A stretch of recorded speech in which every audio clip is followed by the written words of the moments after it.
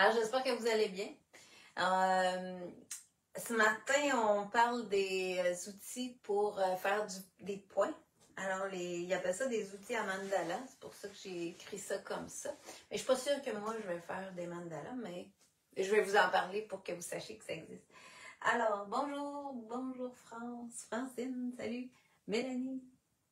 Bon, c'est beau, super. Alors, je suis contente que vous soyez au rendez-vous.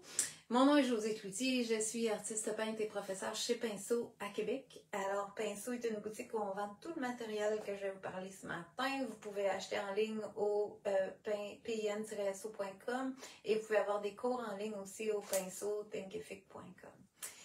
Et, ah oui, c'est vrai, il faut que je vous parle de ça. On a des portes ouvertes qui arrivent bientôt.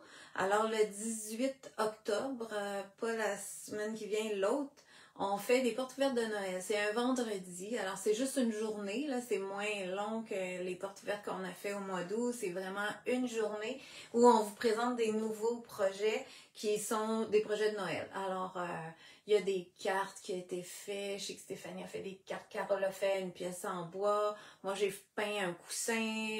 J'ai peint aussi une toile avec des petites lumières. Et en tout cas, il y a plein de nouveaux projets. Là. Je sais qu'il y en a d'autres, mais que je sais pas c'est quoi. Avec elle, là, je vous dis ça vite, mais juste pour vous intéresser à être avec nous ce vendredi-là, on va faire des vidéos en direct comme à toutes les portes ouvertes. Il va y avoir différentes promotions. Puis ça dure toute la journée du vendredi 18 octobre. Si vous voulez venir nous voir en magasin, vous pourrez soit participer aussi. Je fais un petit atelier le matin, un petit crayon emporté avec une carte. Je l'ai publié sur ma page ce matin. Une carte avec un petit ange qu'on a publié hier. Et puis pour la paix, pour Noël, mais pour la paix. Et on fait aussi des démos toute la journée. Chacune va faire des démos de ses projets. Fait qu'il peut y avoir des belles surprises, il va y avoir des prix de présence sur place pour ceux qui vont venir nous visiter. Fait que des fois, c'est juste d'être passé, d'avoir été une heure à la boutique, puis pendant l'heure qu'il y a eu un tirage, vous gagnez. C'est bien le fun, ça fait une belle ambiance, puis on aime ça gâter les gens qui viennent nous voir. Et puis en ligne, il va y avoir aussi des différentes promotions, des tirages, des choses comme ça. Je sais que Carole organise toujours des choses comme ça, mais j'ai pas tous les détails encore. La semaine prochaine, je pourrais peut-être vous en dire un petit peu plus, mais mettez ça à votre horaire pour vendredi 18 octobre. Donc, ce matin, je vous parle de ces outils-là. C'est une élève qui avait ça, puis j'ai dit, ah, c'est intéressant, mais c'est ça. Quand j'ai recherché sur ça, ils vendent beaucoup ces outils avec un embout. Là, je vais vous les montrer, je vais tourner, ça va être plus clair pour vous. Pour faire soit sur des roches ou juste des modèles en pointillé, mandala, vraiment en rond, où les points sont répétés tout le tour. Fait que vous pouvez les utiliser pour ça. Alors, je vous montre ça. Moi, quand je les ai vus, je me suis dit, ah, me semble, je ferais des dessins avec ça, je ferais des grosseurs de peau, des couleurs différentes. Alors, je vais vous en parler un petit peu plus dans ce sens-là, mais je vais vous donner différentes idées que vous pouvez utiliser ces outils-là pour maximiser votre achat que vous allez peut-être éventuellement faire ou que vous avez peut-être déjà fait, puis vous faire connaître ces produits-là qu'on a chez Pinceau, qui sont faits au Canada, si je me trompe pas. Je vais regarder à nouveau, mais il me semble que c'était marqué ouais, fabriqué au Canada. Fait que c'est quand même intéressant de savoir ça. Alors, on retourne ça, je vais ramener ça comme il faut. OK, parfait. Alors, les outils, c'est les ensembles ici. Alors, ça vient en 3 ensembles. Ça fait des ronds comme ça. Fait qu'ici, là, c'est vraiment les points que ça fait. Alors, il y a 28 grosseurs si on a le kit complet. Alors, ça va du tout petit point jusqu'au gros comme ça. Et puis là, mes points sont peut-être pas parfaits. J'ai quand même pas une expérience énorme là-dedans. Je pense qu'il peut y avoir des artistes qui peuvent vous conseiller pour avoir des points encore plus parfaits.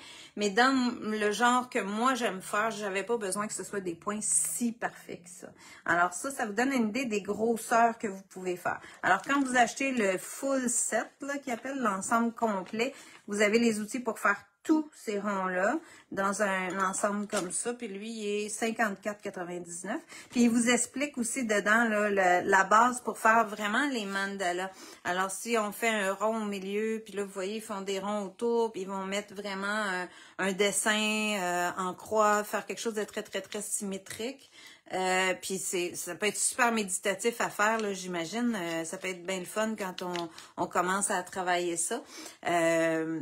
Puis, c'est ça. Fait que vous aurez la base pour le faire. Et puis, vous avez tout le kit au complet dans ça. Après ça, vous avez un kit que c'est vraiment les plus gros. Alors, les plus larges, il y en a 6. Puis ça, c'est vraiment les plus gros ronds. Alors, les parties, tu vois, s'il y en a 6, ça veut dire 1, 2, 3, 4, 5, 6. Alors, les 6 plus gros dans mes ronds. Parce qu'il y a 2 embouts. Alors, à chaque bout, il y a un rond, une grosseur. Fait que si vous achetez un paquet de 6, vous avez 12 grosseurs. C'est quand même bien. Et puis, peut-être celui qui est de la base, là, ce serait celui-là qui est l'ensemble où il y a les plus petits. Alors, la partie plus en bas ici. Puis, il y en a 6, 7, 8. Il y en a 8 dans le paquet comme ça. Puis celui-là, il est 28,99. Là, vous voyez, on les voit, les roches, là. C'est ça, je vous disais. On voit ça souvent. Là, moi, j'ai vu ça souvent pour décorer des roches. Ça peut être super le fun avec des jeunes enfants, de leur faire quelque chose comme ça, puis travailler avec les points. Puis il explique bien comment le faire sur l'emballage. Alors ça peut être des choix de grosseur de mandala. Je vous montre, si vous voulez vraiment avoir un guide, bien travailler, parce que je vous remonte ça, ça fait longtemps que j'ai fait ça, puis je n'avais pas fait ça avec ces outils-là. Dans un petit peu, j'ai enlevé les dessins. OK. C'est un patron que j'ai fait, mais qui est tout fait en pointillisme. Alors, ça s'appelle chevreuil. C'était sur tissu et sur porcelaine. Fait que je vous le montre parce que, en fait, moi, j'ai travaillé ça avec un stylet régulier, mais vous voyez comment c'est petit. Alors, je me disais, ce serait le fun de travailler des modèles comme ça, tout en points, mais sur toile. Mais là, au stylet, ça fait ben trop des petits points. Alors, de là, l'idée de dire, ben, je pourrais, mettons, prendre mon chevreuil, le grossir peut-être gros comme ça, comme, mettons, si vous voulez un patron, c'est un modèle qui vous intéresserait, vous pouvez le grossir. Et puis, vous pouvez, après ça, utiliser des ronds beaucoup plus gros et plus petits pour venir faire un style exactement comme ça. En fait, j'ai juste une ligne contour et des points de différentes grosseurs, de différentes couleurs aussi. Alors, mes couleurs foncées sont vraiment placées pour faire mes ombres, mes couleurs claires pour faire mes lumières. Puis, j'ai fini avec des points blancs pour les points les plus lumineux. Fait que ça, c'est le fun de l'étudier. Je vous dirais que j'ai des élèves qui avaient acheté ce patron-là. Après ça, on a pris des photos de, mettons, leur animal de compagnie ou peu importe. On l'a travaillé dans des couleurs comme ça ou d'une manière comme ça ici. Fait que ça peut être des idées de style de pointilliste sans que ce soit des mandalas. Comme vous voyez, c'est pas du tout ça, mais c'est travaillé de cette façon-là. Et vous pourriez les travailler aussi sur tissu, comme lui a été travaillé sur tissu. Mais c'est sûr que si j'avais eu ces outils-là à l'époque où j'ai fait ça, j'aurais préféré parce que j'aurais pu avoir des ronds un peu plus gros à des places. Ça aurait été très intéressant de travailler de différentes grosseurs, de points un peu plus larges que celui-là. Mais ça, c'était un style là, qui peut être intéressant à faire avec ces outils-là. Je tenais à vous le montrer pour vous donner d'autres possibilités que juste un motif géométrique. Auquel moi je m'identifie pas beaucoup, mais je sais que beaucoup de gens aiment. Alors les outils en question, c'est vraiment ça, là. Vous voyez que les gros, j'ai vraiment une largeur. L'outil, il reste la même grosseur à peu près dans le milieu, mais les bouts sont plus gros. Puis il y a comme un rond qui rentre un peu en dedans. Fait que ça fait que j'ai l'espace pour mettre un petit peu plus de peinture. Puis il y a toutes ces grosseurs-là dedans. Donc, je vais juste mettre ça de côté pour ne pas salir les emballages réguliers. Puis, je vais amener mon livre aussi. Alors, ce que je vous avais mis dans ceux qui ont vu mon petit vidéo hier, c'était dans mon cahier comme ça que j'ai pratiqué. Avec mon fond, j'avais un fond rose avec des lignes, j'ai refait des collages. Puis après ça, j'ai commencé à dessiner comme un visage. Puis j'ai fait un petit peu de brossage, là. Vous voyez qu'il y avait un peu de brossage. Puis après ça, j'ai commencé à mettre des points. Fait que ça peut être une autre façon aussi de partir. Comme mes chevreuils sur le sac, il y avait un fond en paillettes. Puis j'ai fait des points pour faire mon chevreuil par-dessus la paillette. Fait que dans les espaces qui restent des fois entre les ronds, qu'on peut garder aussi, ben ça nous donne un fond très, très lustré. Ça, c'est ma toile de la semaine passée. Ceux qui étaient là, vous la reconnaissez. Puis là, je trouvais ça le fun parce que j'ai déjà des ronds. Fait que j'ai dit, ça va me faire un modèle où je peux leur montrer un peu comment ça fonctionne. L'idée, c'est que il faut que la peinture ait une consistance fluide, mais pas trop... Ah, bonjour Lorraine! Alors, c'est Lorraine qui avait ces outils-là puis qui m'avait montré ça. Puis, c'est ça, il faut que la peinture ait une consistance fluide, mais en même temps pas trop liquide. Alors, je vous dirais comme les heavy body comme ça, là, les hautes viscosités comme Golden, gros acrylique et Studio High Viscosity là, ou haute viscosité, c'est un peu trop épais. Ça garde beaucoup de texture. Ça dépend jusqu'à quel point on veut des points parfaits. Que vous ayez besoin de transformer votre peinture ou pas, là. Hein? Il y a un jugement à y avoir là-dedans. Ou comme si on prend Americana, si vous achetez un pot neuf, si vous avez un pot neuf, probablement que la texture est pas mal bonne pour y aller directement. Ou les fluides comme ça peut être proche. Mais moi, j'ai trouvé que j'aimais mieux quand c'était une petite affaire diluée. Alors là, vous avez le choix d'ajouter un petit peu d'eau. Ou, comme je vous ai parlé la semaine passée, vous pouvez aussi ajouter un fluidifiant. Comme lui, là, c'est le fluidifiant pour aréographe. Mais ça pourrait être un médium liquide comme un flot médium ou quelque chose qui... Ce que ça fait, c'est quoi la différence? Est-ce que je suis obligée de mettre... On me pose souvent cette question-là. Est-ce que je suis obligée de mettre un produit au lieu de mettre de l'eau? Bien sûr que non. C'est sûr que si je pars... Comme moi, là, j'avais des pots qui étaient un peu trop épaissis. La peinture avait commencé à se figer. Ben, le fluidifiant est peut-être mieux parce qu'il va garder la consistance de l'acrylique. Il va garder l'adhérence de l'acrylique. Tandis que l'eau, elle va en enlever un peu. Mais on s'entend que là, on la rend pas liquide comme la semaine passée. Fait qu'il y a un jugement à avoir aussi, là. Moi, j'ai fait, ce matin, sur ma palette, là, vous la voyez pas, je vais tasser ça un peu. Sur ma palette, là, j'ai préparé le rose fluo comme ça. Fait que là, lui, c'est sûr que quand je le mets sur la palette, là, il est épais comme mon gris ici. Donc, je veux avoir un petit peu plus liquide. J'ai ajouté du fluidifiant. Je vais le faire ici avec le gris. Vous allez comprendre ce que je veux dire. On voit qu'il se tient bien là, comparé à lui. Mais lui était comme ça quand je l'ai mis. Fait que si je mets un peu de fluidifiant, puis après, je pourrais rajouter de l'eau. Si vous l'avez, vous pouvez l'utiliser. Si vous ne l'avez pas, allez-y avec de l'eau. C'est pas grave, mais... sachez que si je veux garder plus de consistance à ma peinture, plus d'adhérence à ma peinture, le fluidifiant va être meilleur. Conserver plus longtemps si vos peintures sont épaissies, ben des fois, ça aide. Alors, je viens comme ça intégrer ma peinture à mon fluidifiant ou mon eau. Puis j'écrase bien là parce que je pars avec une texture plus épaisse. Fait que ça va me donner quelque chose qui va se... Moi, je vous dirais, le barème là, que je me donne, c'est vraiment le fait que ça se nivelle seul. Voyez-vous, je le pousse, puis il redescend. Si on regarde le bleu à côté, là, il n'a pas descendu pantoute. Là, lui, là, il commence à bouger seul. Tu sais, je peux pas le laisser, il redescend. Fait que je trouve que c'est ça la bonne consistance, c'est qu'il se nivelle un peu de lui-même. Il coule pas comme un fluide très très léger, mais il garde pas de texture. Vous voyez, il va faire une belle flaque, là. Il va s'étendre puis il fait une flaque. Ça va bien pour ces outils-là.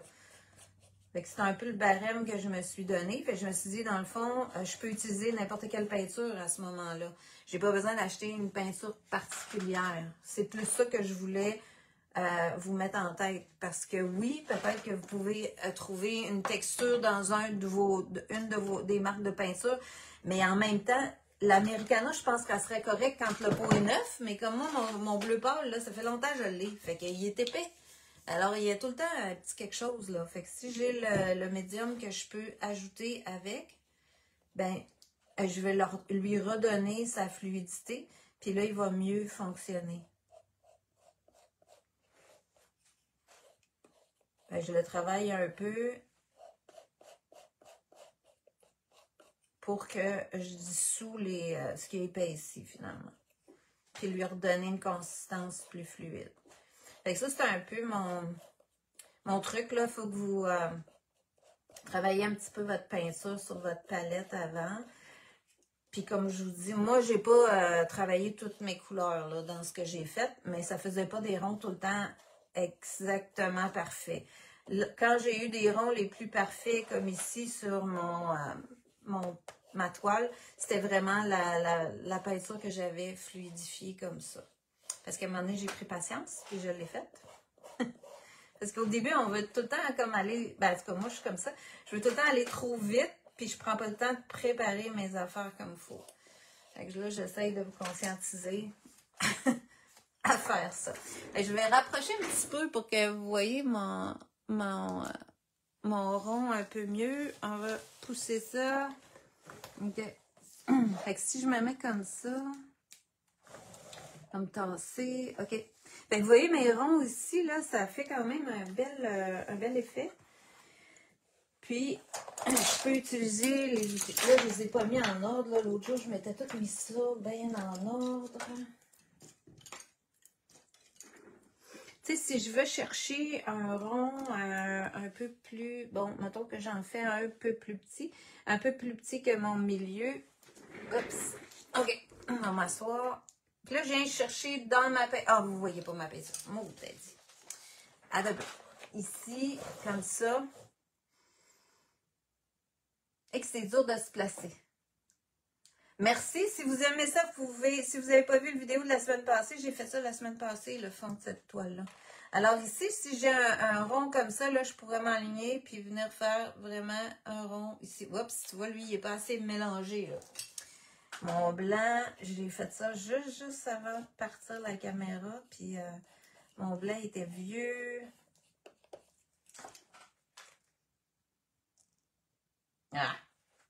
Bon, ben lui, il va être de même.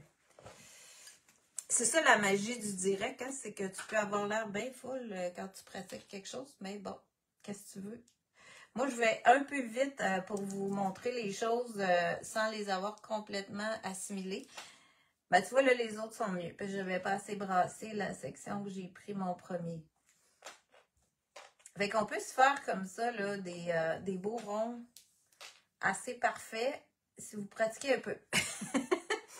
Fait que ça fait, les gros vont faire des gros ronds comme ça. Puis après ça, on peut rapetisser. Là, je peux aller chercher peut-être avec mon rose. Puis descendre dans ça. Puis là, je vais avoir tous des beaux ronds. Il faut que je charge régulièrement.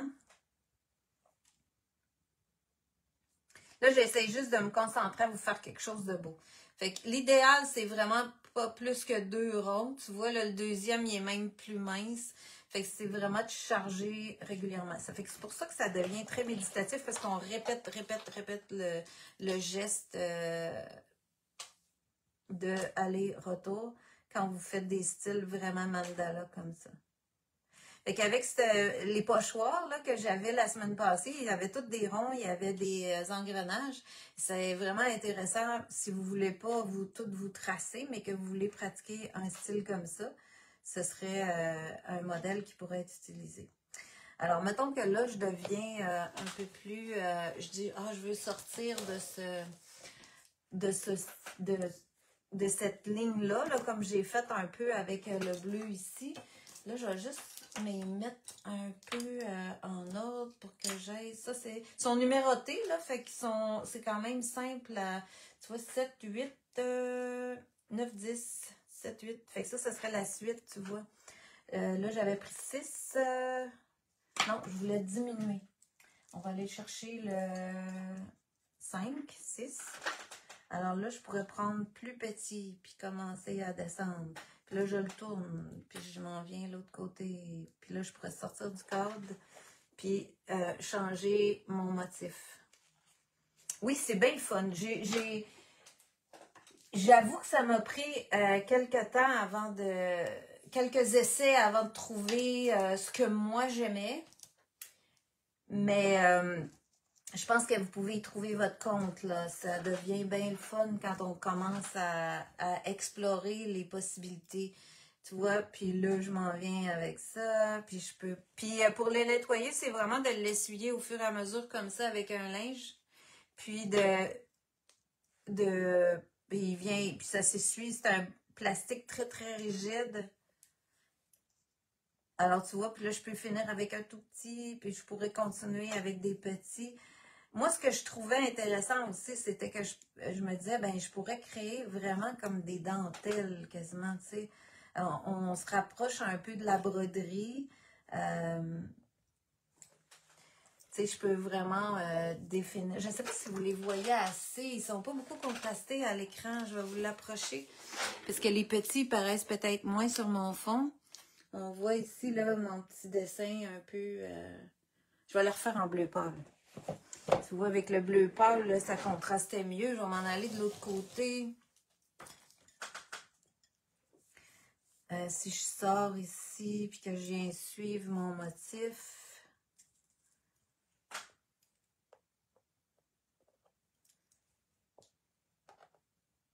Toi, là, ma peinture est parfaite là, pour faire ça. Là, ça va super bien. Puis ça me fait des beaux... Bon. Puis là, je vais aller vite. Là, je suis toute beurrée. Ça n'a pas de bon sens. OK. Mais c'est vraiment intéressant comme petits outils. Puis il faut bien se les placer pour rester dans votre... si vous voulez avoir l'ordre, là, c'est juste que j'ai pas d'ordre en matin. Puis je m'en viens tout croche. Mais ça fait des beaux effets. Fait que je pourrais m'amuser comme ça, là, puis d'avoir plusieurs couleurs pour me créer un motif, puis des dentelles intéressantes ou des mandalas comme la plupart des gens font avec ça. Mais je vais vous montrer dans mon cahier ce que j'ai fait qui ressemble un petit peu à mes chevreuils. Tu vois, là, j'ai mélangé deux couleurs. Tu sais, c'est pourquoi je pourrais pas faire ça. Ah, regarde ça. Là, j'ai du fun. Ça commence à être plus intéressant. Là, je peux m'en venir puis avoir des ronds de toutes les couleurs puis mélanger mes couleurs. Ben, c'est ça que je voulais vous dire, c'est que vous pouvez créer votre affaire comme vous le voulez, puis peut-être sortir un petit peu du cadre puis inventer avec ça, là. Ça, mais finalement, j'adore. Ah, OK. Moi qui pensais pas aimer, finalement, je vais me faire venir des petits bâtons. Ah oui, OK. Ben tant mieux. Mais je vais vous montrer dans mon cahier parce que moi, ça, je trouve, de faire tout le temps le même motif puis d'être très, très symétrique, j'ai beaucoup de difficultés avec ça, là. C'est pas mon bail, là. On dirait que je finis tout le temps par sortir du cadre. Tu vois, j'ai commencé à vous les faire toutes symétriques puis j'ai sorti assez vite. Je me sens mieux dans quelque chose où j'ai pas besoin d'être tout le temps à la perfection. Alors, à vous de voir. Dans ça ici, j'avais, comme je vous disais, mon fond en mix média. Je vais rapprocher un petit peu encore pour qu'on voit un petit peu mieux de proche. OK. Un petit peu. OK. Fait que là, si vous voyez ici, là, j'avais fait quand même un peu un brossage de noir, là, tu sais, c'est des essais, là, je suis allée vite, pour me faire un fond, me faire un peu ma forme, un peu mon dessin. Alors là, je vais me rajouter peut-être du noir que j'ai pas.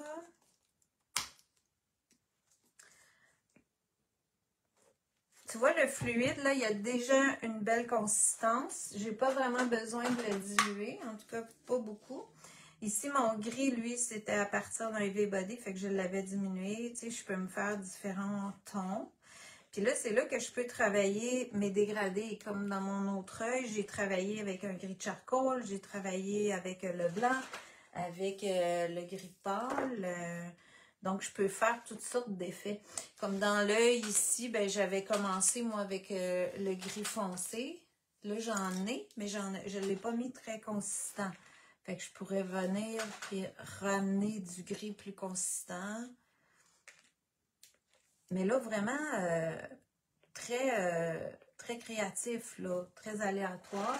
Et puis, si mes ronds sont pas parfaits, ben, je vais tout simplement plus tard en remettre d'autres par-dessus. Fait que je vais pouvoir créer avec ça. Ici, mon gris pourrait être plus foncé parce que je sais qu'il y a de l'ombrage que la paupière fait dans l'œil. Alors, je peux descendre un peu de foncé dans l'œil.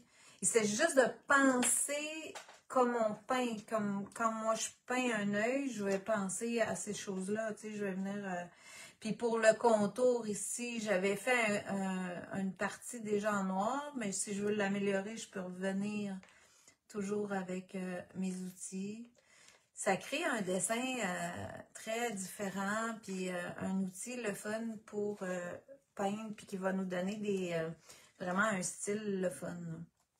Après ça, dans l'œil, ben, j'avais mis des points bleus pour y faire comme un peu de bleu. Je peux travailler avec des grosseurs différentes. Colin, j'adore cette part. Je suis obligée de tout fermer l'ordinateur, tablette. Ah, ok. Bon, ben, tu vas pouvoir le revoir, il n'y a pas de problème. Alors, voilà ça avec mon bleu pâle. Puis tu vois, ben l'autre, je l'ai fait un peu plus gris foncé. Mais là, je pourrais l'ajuster. Tu sais, je pourrais revenir avec du gris pâle comme j'ai mis dans l'autre. Ça va me redonner des lumières. Ah, j'ai vraiment fait ça vite pour vous faire le direct, mais ça fait beau là, de repasser. Puis comme une superposition de points un coup qui sont séchés. Je préfère ton approche dans ton carnet freestyle. Oui, ben c'est ça, c'est de prendre des fois. Moi, c'est ce que j'avais imaginé là quand j'avais vu les outils que Lorraine avait. Je me disais, oh, on pourrait travailler ça plus créatif, tu sais. Puis ça marche bien, puis ça me fait un bel effet. Tu vois, je trouvais que c'était foncé, là, mon œil, en remettant le gris pâle avec différentes grosseurs. Puis je pourrais prendre le tout petit pour venir rajouter un peu des foncés à travers, aller me faire des points plus foncés, ce que je pourrais faire aussi dans l'autre. Mais là, je vais venir y en mettre, on va voir ce que ça va faire. Je pourrais faire un petit tour comme ça. Puis là, tu sais, je me gêne moins parce que ça me dérange pas que les points soient de différentes grosseurs. Fait que je fais plus de points avec chaque chargement. Je reste moins dans le cadre de quelque chose de parfait. Donc, je peux m'amuser un peu plus à mon rythme, à mon style que je veux y faire. C'est quand même quelque chose qui est long, mais ça peut devenir très, très intéressant de créer avec ça. Fait que tu vois, ça vient découper mon affaire. Puis je peux essayer. Si j'ai pas assez de couleurs, j'en remets. Puis je refais les points par-dessus, tout ça. Là. Wow, cela me donne des idées pour mon dessin style mandala en y ajoutant des variétés de points et de couleurs. Ben oui, c'est ça. Puis tu vois, les lèvres ont été créées un peu de la même manière. Mais là, sont très foncées parce que mon rose était pas très, très vibrant. Mais tu vois, si j'ai utilisé ce rose-là, là, je pourrais y mettre des points vraiment plus intenses. Aller chercher quelque chose de plus coloré. Puis c'est comme si je faisais un peu de remplissage quand même avec ça, là. Puis ça va ressortir. Puis je pourrais me refaire plein de mélanges de couleurs avec les couleurs de mon fond. Puis là, en m'éloignant du milieu de la lèvre, je recherche là, c'est mes outils. Je vous dis, par exemple, ça, là, si mes outils étaient placés en ordre, ça irait mieux. C'était ça que j'avais fini par faire en fin de semaine. En fin de semaine. Mais là, je suis toute mêlée. Puis tu vois, je me distance aussi. Alors, il y a le jeu des grosseurs de points, puis il y a le jeu de se distancer avec nos points. Alors, plus je les distance, plus je garde d'ajourer, plus j'ai de légèreté ou de transparence. Alors, ça crée aussi un effet d'ombre et de lumière dans ce style-là.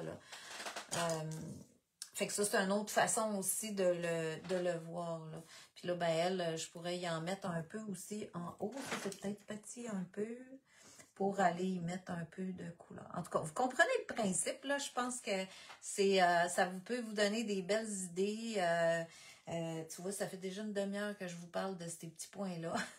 Mais c'est comme j'ai fait dans ça ici, c'est un peu la même manière que j'avais créé les chevreuils sur le patron que je vous ai montré. Fait que ça peut être un outil si jamais vous sentez pas prête à créer, mais autant, là, il faut comme penser un petit peu notre affaire, mais ça devient quelque chose que on travaille vraiment comme les ombres et les lumières, puis les couleurs aussi. Alors, il y a tellement de façons, là. Autrement dit, les ombres, ça peut être les couleurs qui créent vos ombres et vos lumières, ça peut être aussi la distance, ça vous donne quand même une grande possibilité.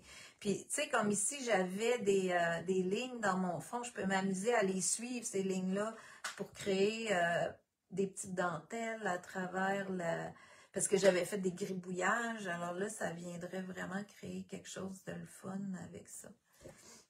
C'est ça que j'avais commencé à faire ici, puis que j'ai pas complètement terminé.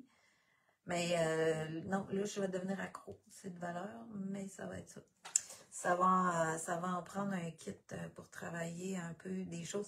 Des fois, ça pourrait... Tu sais, dans une toile, là, tu veux rajouter des petits détails, des petites choses intéressantes qui font un détail très visible. Ben ça va super bien faire, là. Puis si on vient allumer l'œil, tu vois, on va prendre un point, on va y faire son point, puis un petit point à côté, puis tout de suite, on a une lumière dans notre œil. Alors moi, je vous dirais, si vous les avez, choisissez une page dans votre livre, un peu comme moi, que vous avez fait des collages, des gribouillages qui ont l'air de n'importe quoi. On dirait que quand on commence à dessiner quelque chose dessus, ça prend forme, ça prend vie. Alors ça peut être un essai. Si vous aimez quelque chose de plus symétrique, ben vous pouvez vous servir, comme j'ai fait ici, des pochoirs, et puis ou de vous faire un croquis avant avec des lignes vraiment symétriques, calculées, puis là, travailler vos points. Tout est possible, en fait. Il faut juste travailler un petit peu son imagination, mais tous les outils peuvent s'utiliser de différentes façons. Alors, je pense que ça fait pas mal le tour. Pensez à préparer vos couleurs, par exemple, parce que je vous dis, ça va vraiment mieux quand vous voyez, là, mes couleurs sont toutes affaissées. Fait que c'est ça qu'il faut que ça fasse pour que ça travaille bien. Puis, il faut en avoir quand même une quantité assez bonne pour être capable de tremper l'outil dedans, puis qu'il rentre pour avoir une bonne quantité sur le bout de l'outil. Ça, c'est vraiment l'important aussi, là. OK. Merci, je vais m'en... Bon, ben, tant mieux, si ça vous plaît. Des fois, je me dis, je veux vous faire connaître les choses, là. Tant mieux si vous les aimez, puis que vous les... Mon objectif, en fait, c'est pas de vous vendre les choses, mais c'est que vous les utilisiez après, puis que ce soit utile pour vous. Et puis, ben, c'est ça. C'est que si j'ai d'autres idées à un moment donné avec ça, je vous referai un direct avec ça. N'oubliez pas qu'on va être là pour les portes ouvertes le 18. Puis moi, je vais vous revoir la semaine prochaine pour un autre direct. Je vais juste ramener ma caméra pour vous dire un petit bonjour. Et puis, on se voit la semaine prochaine pour un autre direct. Puis, je vais vous parler... Là, je sais le sujet, mais je vais vous l'annoncer cette semaine. Ça va être bien le fun. Ça, j'ai bien hâte de vous parler de ça. Ça va être spécial. Alors, on se voit la semaine prochaine. Gardez le 18 octobre en note dans pour venir nous voir ou nous écouter en direct sur Facebook.